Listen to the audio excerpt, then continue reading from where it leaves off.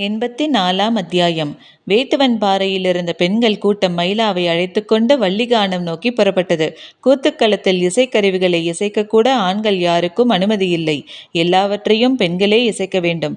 எனவே ஊரில் இருந்த பறை, துடி, முழவு என ஒன்றை கூட விடவில்லை. மந்தையில் கட்டியிருந்த காரிக்கொம்பை கூட கழற்றி எடுத்து கொண்டார்கள். கரை புரண்ட உற்சாகத்தினூடே கூட்டம் புறப்பட்டது. பெரும் குறைப்பொலியோடு நாய்கள் கூட்டம் மொத்தமாக உடன் சென்றது. சந்தனவேங்கை காட்டின் எந்த திசையிலும் இருக்கக்கூடியதுதான். ஆனால் கருவுற்ற பெண்ணுக்கான சடங்கை செய்ய எந்த சந்தனவேங்கை தேர்வு செய்கின்றனரோ அந்த மரம் இருக்கும் பகுதியைத்தான் வள்ளிக்கானம் என்பர். அங்கு நடக்கும் சடங்கு என்னவென்று இன்று வரை ஆண்களுக்கு தெரியாது. பரம்பு பெண்கள் காலங்காலமாய் காத்து வரும் ரகசியம் இது. இரவெல்லாம் கூத்து நடக்கிறார்கள் என்று மட்டுமே ஆண்கள் அறிவர். அங்கு என்ன வகையான கூத்து நடக்கிறது என்பதெல்லாம் புரிந்து கொள்ள முடியாத ஒன்றாகவே இருக்கிறது. இந்த சடங்கில் பங்கெடுத்து திரும்பும் பெண்கள் அதன் பிறகு நெடுநாள்கள் அந்த மகிழ்வை பேசி கழிப்பர். அதுதான் ஆண்களை மேலும் சினமேற்றும். என்னதான் நடக்கிறது அங்கு என்று தெரிந்து கொள்ள எண்ணற்ற வழிமுறைகளை கையாண்டு பார்த்தனர். ஆனாலும் இன்று வரை அவர்களால் எதையும் கண்டறிய முடியவில்லை. காதல் வயப்பட்ட இளம்பெண் தன் காதலன் மீதான அளவு கடந்த அன்பால் இந்த சடங்கில் நிகழ்வதை பற்றி சொல்ல வாய்ப்பிருக்கிறது. ஆண்கள் அதற்கான முயற்சியையும் செய்து பார்த்தார்கள். ஆனாலும் எந்த காதலியும் தன் காதலனிடம் இதை மட்டும் பகிர்ந்து கொள்வதே இல்லை. காரணம், இந்த சடங்கில் பங்கெடுக்கும் இளம்பெண்ணிடம் முதுப்பெண்கள் சொல்லும் முதல் எச்சரிக்கையே அவள் காதலனை பற்றியதுதான். என்ன நடக்கிறது என்பதை உன் காதலனிடம் பகிர்ந்து கொள்ளக்கூடாது. அவ்வாறு பகிர்ந்து கொண்டால் உனது பிள்ளை பேறு வலி மிகுந்ததாக மாறும்.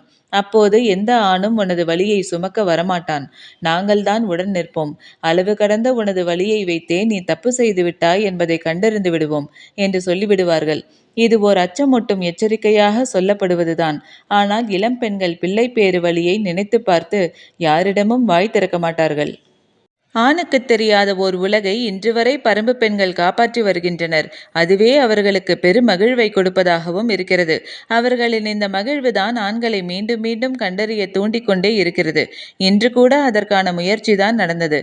எருளிமேட்டிலிருந்து வள்ளிக்கூத்துக்கான நீலன் புறப்பட்ட போது காலம்பன் மூத்த மகன் கொற்றனையும் அழைத்துச் செல் என்று வேட்டூர் பழையன் அனுப்பி வைத்தான். அதற்கான காரணம் இதுதான். உள்ளூர் சிறுவர்கள் அனுப்பினால் வள்ளிக்கானத்துக்கு அழைத்துச் செல்ல மறுப்பார்கள். அதுவே காலம்பன் மகன் என்றால் மறுத்து ஒதுக்க மாட்டார்கள் என நினைத்து அனுப்பி வைத்தான் பழையன். ஆனால் காட்டுக்குள் நுழையும் போது அவனை நீலனின் கையில் கொடுத்து, இங்கேயே இரு, நாங்கள் காலையில் வந்து உனக்கு விருந்து படைக்கிறோம் என்று சொல்லிவிட்டு போய்விட்டார்கள் பெண்கள். வேட்டுவன் பாறையில் வயதான 2 பெருசுகள் சோமக்கிழவனும் செம்பூந்தனும். பழையனை விட சற்று வயது குறைவுதான். ஆனால் மலைப்பாறைகளில் உருண்டதால் நடமாட்டம் வேகமாக தளர்ந்துவிட்டது. அதிக தொலைவு நடக்க முடியாத கிழவத்தன்மையை அடைந்திருந்தனர்.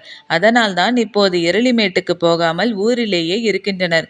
காட்டுக்குள் நுழைந்த பெண்கள் கொற்றனை அழைத்துச் செல்லாமல் இங்கேயே இரு என்று கூறிச் சென்றவுடன் சோமக்கிழவன் தான் கொதித்தெழுந்தான். சின்ன பையன் ஆசையாக கேட்கிறான். அவனை கூட கூட்டி போகாம விட்டுட்டு போறீங்களேடி என பெரும் சத்தத்தை எழுப்பினான். ஆனால் பெண்கள் யாரும் கண்டுகொள்ளவில்லை. கிழவன் ஏன் கத்துகிறான் என்பதெல்லாம் அவர்களுக்கு தெரியும். எல்லா காலங்களிலும் சிறுவர்களின் மூலமாகவும் காதலர்களின் மூலமாகவும் தான் ஆண்கள் முயல்கின்றனர். இன்று வரை அந்த முயற்சி வெற்றி பெறவில்லை. இப்போதும் கொற்றனை கொஞ்சி பேசி நீலனுக்கு பக்கத்தில் உட்கார வைத்துவிட்டு போய்விட்டார்கள். அங்கவை இதுவரை வள்ளிக்கூத்தில் கலந்து கொண்டதில்லை. முதன்முறையாக இப்போதுதான் அவள் கலந்து கொள்கிறாள். பெண்கள் கூட்டம் மயிலாவை அழைத்து கொண்டு காட்டுக்குள் போய் கொண்டிருந்தது. தீப்பந்தங்களை ஏந்தியவர்கள் முன்னும் பின்னுமாக வந்து கொண்டிருந்தனர். ஆதினிக்கு அருகில் சற்றே அமைதியாக நடந்து வந்து கொண்டிருந்தாள் அங்கவை. கூட்டத்தின் பேச்சொலியினூடே அவளின் அமைதியை கவனித்த ஆதினி அருகில் சென்று கேட்டாள். முதன்முறையாக பங்கெடுப்பதால் என்னவெல்லாம் நடக்கும் என்ற சிந்தனையிலேயே வருகிறாயா? தலையாட்டி இல்லை என்றாள் அங்கவை. பிறகு என்ன சிந்தனையில் இருக்கிறாய் என கேட்டாள். அப்போதும் அங்கவையினிடமிருந்து பதில் இல்லை. இன்றிரவு என்ன நடந்தது என உதிரன் கேட்டால் சொல்லிவிடுவோம் என அச்சப்படுகிறாயா என்று கேட்டால் சற்றே நக்கலாக. சின்ன புன்முறுவலோடு ஆதினியின் காதோடு வந்து சொன்னாள். உதிரன் கேட்டால் சொல்ல மாட்டேன். ஆனால் தந்தை கேட்டால் மறுக்க மாட்டேன். ஆதினிக்கு சிரிப்பு தாங்க முடியவில்லை. மகளை தோளோடு அணைத்து கொண்டு யார் காதிலும் விழாதபடி மெல்ல, நிச்சயம் உன் தந்தை கேட்க மாட்டார், கவலைப்படாதே என்றாள். அங்கவை அதிர்ச்சியோடு ஆதினியை பார்த்தாள். அவளோ மகளை பார்த்து கண்களை சிமிட்டிய போது முகத்திலிருந்து பொங்கி எழுந்தது வெட்கம். அங்கவை ஒரு கணம் ஆடிப்போனாள். சற்றே கோபத்தோடு, அப்படியென்றால் நானும் உதிரனிடம் சொல்வேன் என்றாள். வெட்கம் படர தாயும் மகளும் மற்றவர்களின் காதல் படாமல் பேசி சிரிப்பதை பார்த்த பெண்ணொருத்தி, நீங்கள் மட்டும் என்ன பேசி சிரிக்கிறீர்கள் என கேட்டாள். கேட்டவளை அழைத்து கொண்டு பேச்சை மாற்றியபடி அங்கவையை விட்டு சற்று தள்ளி முன்னே நடந்தாள் ஆதினி. இன்னும் சிறிது தொலைவுதான் இருந்தது வள்ளிக்கானம். நேரம் செல்ல செல்ல வேகம் கூடிக்கொண்டே இருந்தது. இதற்காக மாதக்கணக்கில் காத்திருந்தவர்கள் அல்லவா அவர்கள். கும்மிருளில் மலைப்பாதையில் அவர்களின் கால்கள் பெருமயக்கத்தை நோக்கி விரைந்து கொண்டிருந்தன. சந்தனவேங்கையின் அடிவாரத்தில் கருவுற்ற பெண்ணை அமர வைத்து நடக்கும் சடங்குகள் எல்லாம் வழக்கம் போல் ஊருக்குள் நடக்கும் சடங்குகள்தான். ஆனாலும் இன்றைய இரவின் முக்கியத்துவத்துக்கு காரணம் வள்ளிக்கானத்தில் கொண்டாட்டம்தான். அந்த கொண்டாட்டத்துக்கு அடிப்படை எங்கும் கிடைக்காத அதிசிறந்த மதுவகைதான். ஆண்கள் அறிந்திராத அரிதினும் அரிதான மதுவகை ஒன்று உண்டு. பெண்கள் மட்டுமே அறிந்து இன்று வரை ஆண்களின் வாடையே படாமல் காப்பாற்றி வைத்துள்ள மதுவகை அது. வள்ளிகானத்தின் கொண்டாட்டத்தில் பெண்கள் மது உண்டு கழிக்கின்றனர் என்ற செய்தி ஆண்களால் யூகிக்கக்கூடியதுதான். ஆனால் அது என்ன வகை மது என்பது இன்று வரை ஆண்களுக்கு தெரியவில்லை. சோமப்பூண்டு பானத்தை குடித்த ஒருத்தி, எங்களின் மது போல இது இல்லை என்று ஒருமுறை சொல்லிவிட்டாள். அன்றிலிருந்துதான் வள்ளிக்கூத்தில் குடிக்கும் மதுவின் வகை என்ன என்பதை பற்றி தேடலை ஆண்கள் தீவிரப்படுத்தினர். இன்று வரை யாருக்கும் தெரியாத ரகசியமாக அது காப்பாற்றப்படுகிறது. காரணம், அந்த மதுவகை உருவாக்கும் பணியில் ஈடுபடுபவர்கள் முது பெண்களே. அவர்களிடமிருந்து ஆண்களோ மற்ற பெண்களோ கூட இது தொடர்பாக செய்தியை கேட்டறிய முடியாது.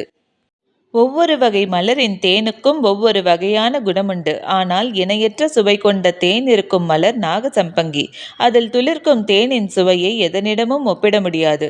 துளித்தேனை நுனிநாக்கில் வைத்தகன மொத்த உடலும் தேனுக்குள் கரைவது போல் இருக்கும்.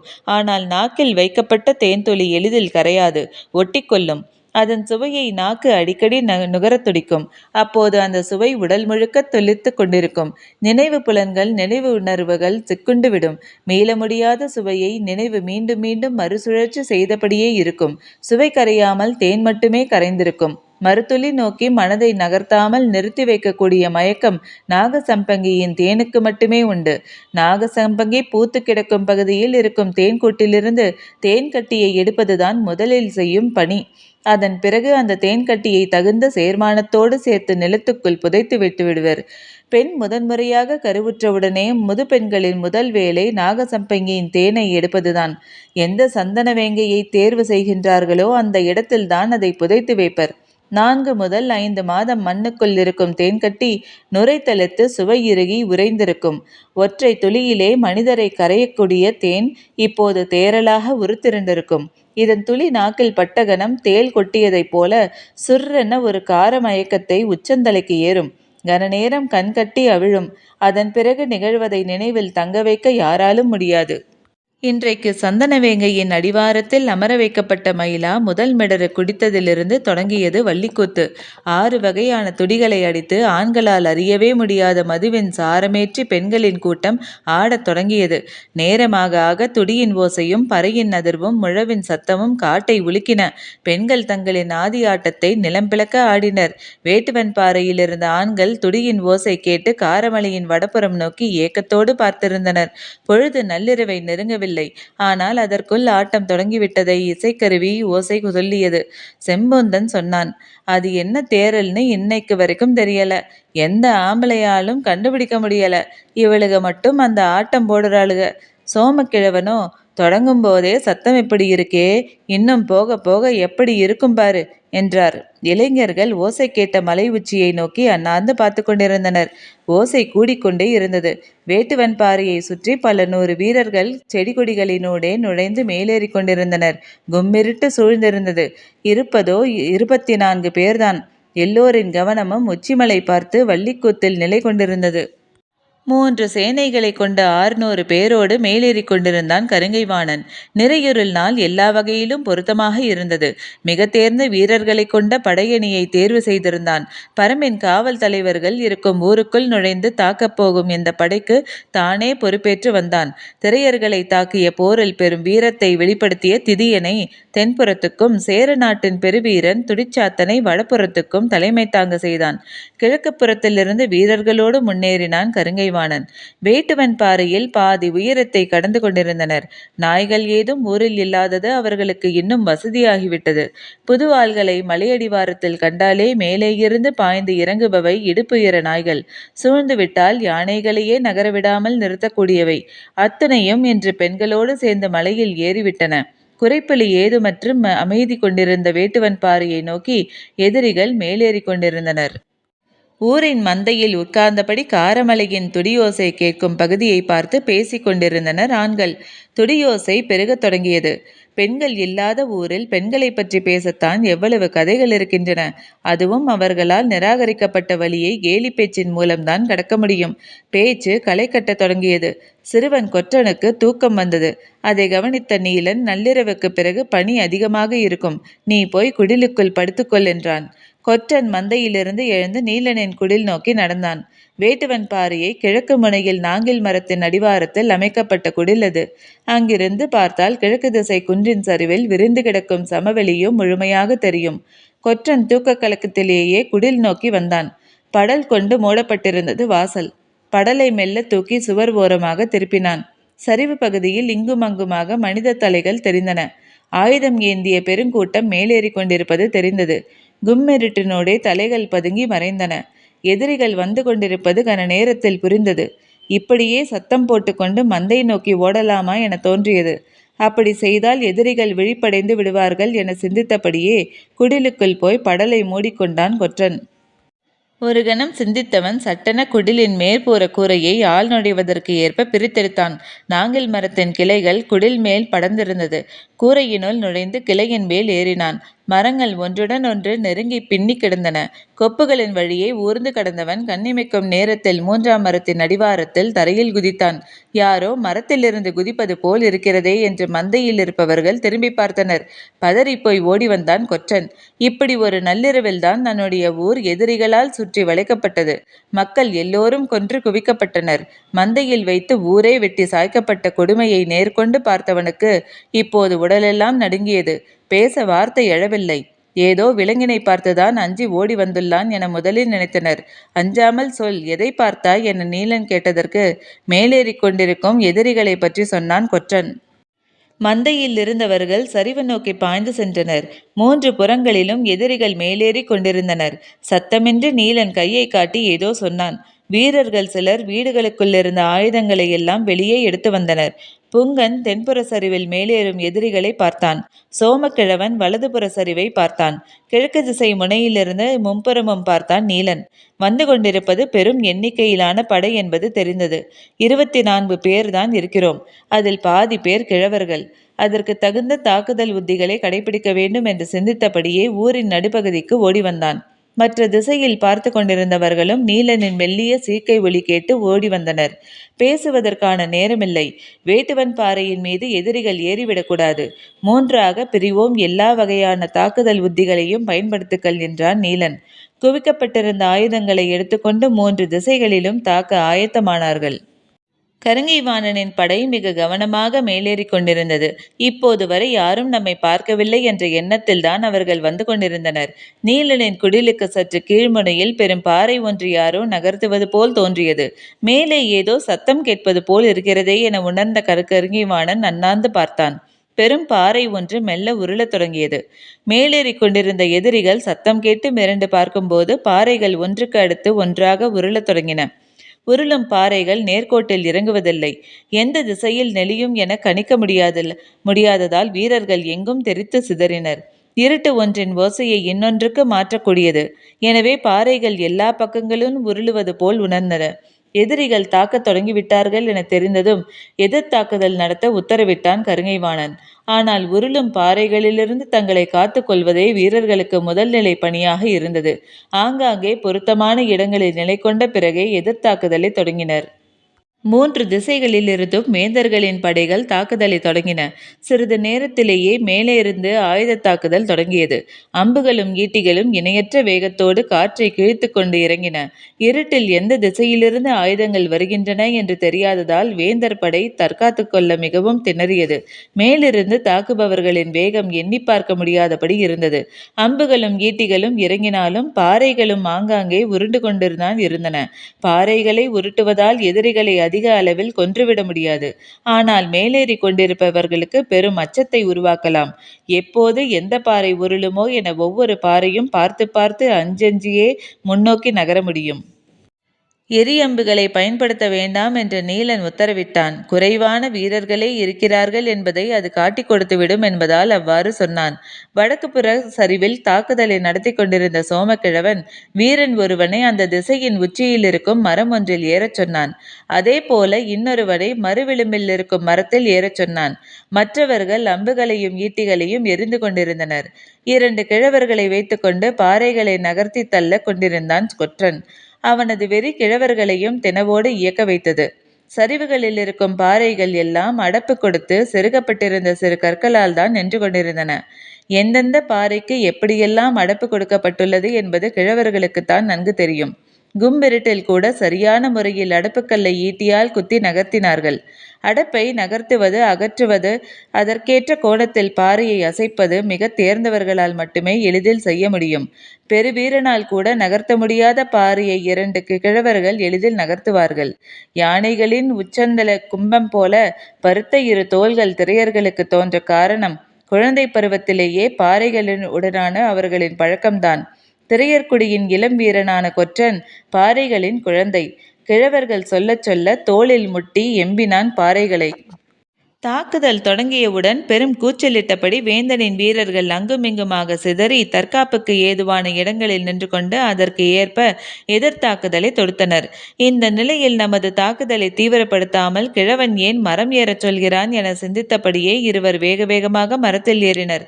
அதில் ஒன்று தனக்கு மரம், இன்னொன்று அகில் மரம். இரண்டும் முருங்கையைப் போல வலிமையற்றவை. சொல்லும் இடத்தில் வேல் கம்புகளால் குத்தி காலால் மிதித்து கிளைகளை ஒடி என்றான் கிழவன். அவ்வாறே வேல் கம்புகளால் குத்தியும் அமுக்கியும் பெரும் பெரும் கிளைகளை மடார் மடார் என ஒடித்து சரித்தான் வீரர்கள். மேலேறிக் கொண்டிருந்த வேந்தர் படை மிரட்சிக்குள்ளானது. பெரும் பெரும் மரங்களையே கனப்பொழுதில் சாய்த்து கொண்டிருக்கிறார்கள். ஏது செய்ய போகிறார்களோ என எதிரிகள் மிரண்டு நின்றனர். எதிரிகளின் வடக்குப்புற படைக்கு தலைமை ஏற்ற துடிசாத்தான் வீரர்களை முன்னேறுவதை நிறுத்தி தற்காத்து நெல்லுங்கள் என்று ஆணையிட்டான். இருட்டுக்குள்ளிருந்து அம்புகளும் பாய்வதும் ஈட்டிகள் இறங்குவதும் பாறைகள் உருள்வதுமாக இருக்க, இப்போது மரங்களை உருட்டியோ எரிந்தோ தாக்கப் போகிறார்கள் என நினைத்து திகிலடைந்து நின்றது வலதுபுற படை. கிழக்கு புறம் நீலனின் தாக்குதல் எதிரிகளை நிலைகுலைய செய்தது. மேலே இருந்து எரியப்படும் ஈட்டிகள் பாறைகளின் பட்டு தெறிக்க தீப்பொறி விடாது பறந்து கொண்டே இருந்தது. தனது வேகத்தை எக்காரணம் கொண்டும் குறைத்து கொள்ளக்கூடாது என உறுதியோடு இருந்தான் கருங்கைவாணன். தாக்குதலை சற்று நிறுத்தச் சொன்னால் கூட வீரர்களுக்கு பின்வாங்கும் மனநிலை உருவாகிவிடும். எனவே என்ன இழப்பு வந்தாலும் விடாது முன்னேறச் சொல்லி பேரோசை எழுப்பிக் கொண்டிருந்தான் கருங்கைவாணன். ஆனால் மேல்நிலையிலிருந்து நீலன் தலைமையிலான வீரர்களின் தாக்குதலை மீறி மேலேறுவது எளிய செயல் அல்ல. கருங்கைவாணன் எவ்வளவு கத்தினாலும் அவனுடைய படை சற்று பின்தங்கியே இருந்தது. அனைத்து திசைகளிலும் ஆவேசமிக்க தாக்குதலை மேலிருந்து நடத்தி கொண்டிருந்தனர். தங்களை பன்மடங்கு காட்டிக்கொள்ள ஒவ்வொரு வீரனும் இணையற்ற வேகத்தோடு இயங்கிக் கொண்டிருந்தான். ஆனால் தென்புறத்தில் வேந்தர் படை திதியன் தலைமையில் ஏற்று வந்து கொண்டிருந்தான். அவனது வேகத்தை தடுத்து நிறுத்த முடியாமல் திணறியது புங்கனின் தலைமையிலான படை. சிறிது நேரத்தில் சீக்கை அடித்தபடி ஊரில் நடுப்பகுதிக்கு ஓடி வந்தான் புங்கன். கன நேரத்தில் சோமக்கிழவனும் நீலனும் வந்து சேர்ந்தனர். அவர்கள் மேலேறி கொண்டிருக்கிறார்கள். நம்மிடம் மிக குறைவான வீரர்களே இருக்கிறார்கள். சற்றே பின்வாங்கி காரமலையில் ஏறிவிட்டால் அவர்களால் ஒன்றும் செய்ய முடியாது என்றான். அவன் சொன்னதை கேட்டு கோபத்தோடு கத்தினான் நீலன். நம்மை ஒன்றும் செய்ய முடியாது. ஆனால் கூத்தோசை கேட்கும் வள்ளிகானம் நோக்கி எதிரிகளின் படை போனால் நிலைமை என்ன ஆகும் என நினைத்தாயா? அப்போதுதான் ஆபத்தை உணர்ந்தான் புங்கன். அப்படியென்றால் உடனடியாக காரிக்கொம்பு ஊதச் சொல்லி செய்தியை தெரிவிக்கலாமா என புங்கன் கேட்டு முடிக்கும் முன் சோமக்கிழவன் சொன்னான். நான் அப்போதே அதற்கான முயற்சியை செய்துவிட்டேன். பெருங்காரி கொம்புகளை எல்லாம் எடுத்துக்கொண்டு போய்விட்டார்கள். இருக்கும் சிறு கொம்பை ஊதினாலும் ஓசை பெரிதாக வெளிப்படவில்லை. மலையின் மேலிருந்து கேட்கும் கூத்தின் ஓசைதான் எங்கும் கேட்கிறது என்றான். என்ன செய்யலாம் என புங்கன் கேட்டபோது, செய்தியை பாரியிடம் சொல்ல குதிரையை எடுத்துக்கொண்டு ஒரு வீரன் மட்டும் விரைந்து செல்லட்டும். நாம் எக்காரணம் கொண்டும் வேட்டுவன் பாறையை விட்டு பின்னகரக்கூடாது. நாகக்கரடிலிருந்து வீரர்கள் வரும் வரை நாம் இந்த இடத்தை காக்க எதிரிகளை அனுமதிக்க கூடாது என்றான் நீலன். சொன்னவுடன் வீரன் ஒருவன் குதிரை கொட்டிலை நோக்கி ஓடத் தொடங்கினான். அவனிடம் சத்தம் போட்டு நீலன் சொன்னான். இடதுபுறமாக தனித்து கட்டப்பட்டிருக்கும் குதிரை ஒன்று. அதுதான் ஆலா. அதை எடுத்துச் செல். 2 மடங்கு வேகத்தோடு பாயும். முன்களத்தில் இருக்கும் வீரர்கள் முடிந்தளவுக்கு தாக்குதல் தொடுத்து நிலைமையை சமாளித்துக் கொண்டிருந்தனர். மூவரும் மீண்டும் தாக்குதல் இடத்தை அடைந்தனர். நீலனின் நம்புகள் இருளை தொலைத்து இறங்கத் தொடங்கியது. கும்மிருட்டின் படியில் மேலிருந்து பேரோசையோடு நடத்தும் எதிரிகளின் தாக்குதலை சமாளித்து தற்காத்து கொள்ளவே முயன்று கொண்டிருந்தது கருங்கைவாணனின் படை. வடக்கு புறத்தில் சோமக்கிழவனின் தாக்குதலால் எதிரிகள் நின்ற இடத்திலேயே நின்று கொண்டிருந்தனர், மேலேறவில்லை. ஆனால் தெற்கு புறத்தில் புங்கனின் தலைமையிலான வீரர்களால் எதிரிகளின் வேகத்தை குறைக்க முடியவில்லை. எதிரிப்படையின் தளபதி திதியனின் ஆவேசம் இணையற்று இருந்தது. எத்தனை வீரர்களை பலி கொடுத்தாலும் முன்னேறும் வேகத்தை குறைத்து கொள்ளுதல் அவனது பழக்கத்திலேயே இல்லை. அந்த திசையில் மட்டும் எதிரிகள் அடுத்தடுத்து நிலை நோக்கி நகர்ந்து கொண்டிருந்தனர். ஆலாவின் மீதேறி விரைந்தான் வீரன். ஊரின் பின்புறத்தில் இருக்கும் குதிரைப்பாதை காரமலையினூடே பயணிக்கிறது.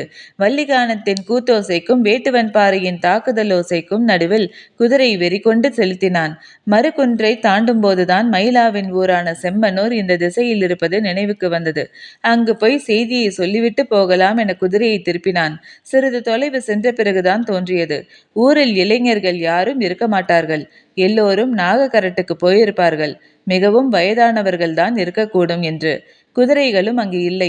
அவர்கள் நடந்தே வேட்டுவன் பாறைக்கு போய் சேருவதற்குள் நாமே நாகக்கரட்டிலிருந்து வீரர்களை அழைத்து வந்து விடலாம் என முடிவு செய்து மீண்டும் குதிரையை திருப்பினான்.